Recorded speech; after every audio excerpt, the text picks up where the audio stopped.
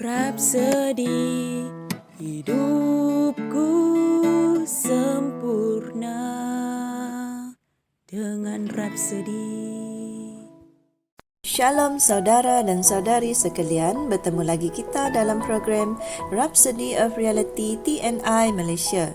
Pada hari ini saya akan membawa saudara mendengar firman Tuhan daripada Pastor Chris yang bertajuk Mulakan dengan Mesej Kasih. Sebagai ayat pembukaan kita pada hari ini, marilah kita merujuk di Yohanes 3 ayat 16. Kerana begitu besar kasih Allah akan dunia ini, sehingga Dia telah mengurniakan anaknya yang tunggal, supaya setiap orang yang percaya kepadanya tidak binasa, melainkan beroleh hidup yang kekal. Semasa memberitakan Injil, sesetengah orang Kristian memberi tumpuan terutamanya pada subjek dosa yang menekankan keperluan untuk orang bertaubat daripada dosa mereka. Mesej pertaubatan adalah sesuai untuk orang Yahudi kerana mereka berada di bawah hukum Taurat. Apa yang diperlukan daripada mereka adalah untuk berpaling daripada yang salah apabila mereka berdosa kepada Tuhan. Walau bagaimanapun, orang bukan Yahudi, bangsa-bangsa lain tidak boleh berpaling daripada apa-apa kerana mereka tidak pernah berada di bawah hukum Taurat. Alkitab berkata, sebab sebelum hukum Taurat ada, telah ada dosa di dunia.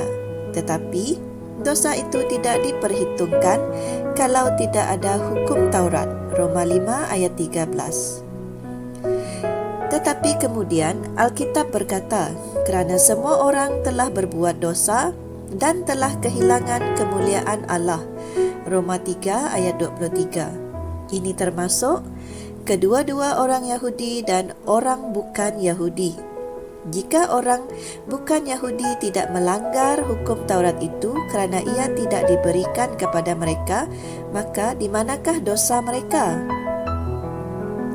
Dalam kitab Kejadian, kita dapat mempelajari bahawa ketika Tuhan menciptakan Adam dan Hawa, mereka berada di hadapan Tuhan yang kudus. Mereka hidup dalam kemuliaannya. Tetapi mereka kehilangan kemuliaan itu apabila Adam berdosa terhadap Tuhan. Roma 5 ayat 19 berkata, jadi, sama seperti melalui ketidaktaatan satu orang, semua orang telah menjadi orang berdosa. Demikian pula, melalui ketaatan satu orang, semua orang menjadi orang benar. Melalui pelanggaran satu orang, semua orang telah kehilangan kemuliaan itu. Tetapi sekarang, dalam Kristus, kemuliaan itu dikembalikan. Kristus yang ada di dalam kamu adalah pengharapan akan kemuliaan.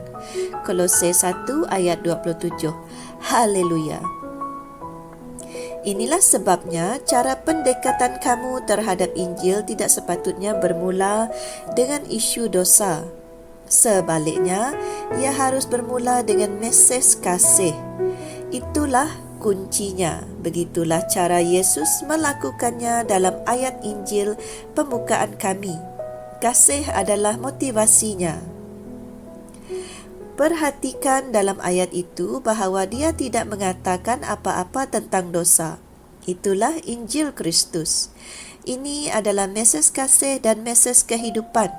Kehidupan dan sifat Tuhan yang telah tersedia ada bagi semua orang yang percaya melalui kematian, penggebumian dan kebangkitannya.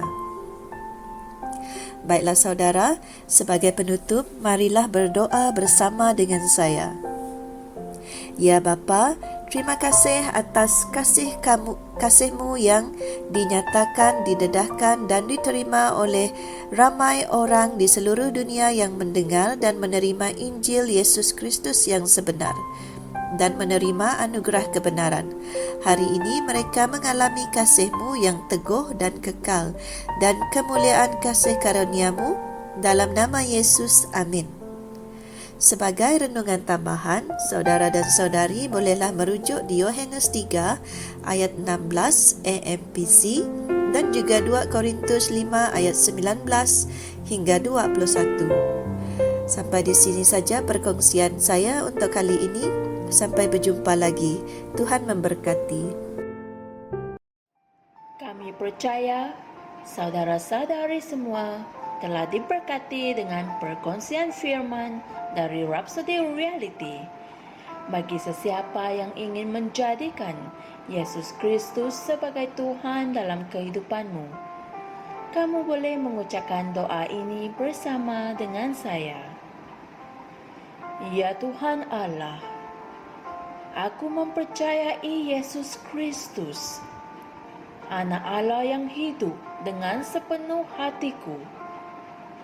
Aku percaya Dia telah mati untukku dan Allah telah membangkitkan Dia dari kematian. Aku percaya Dia hidup hari ini.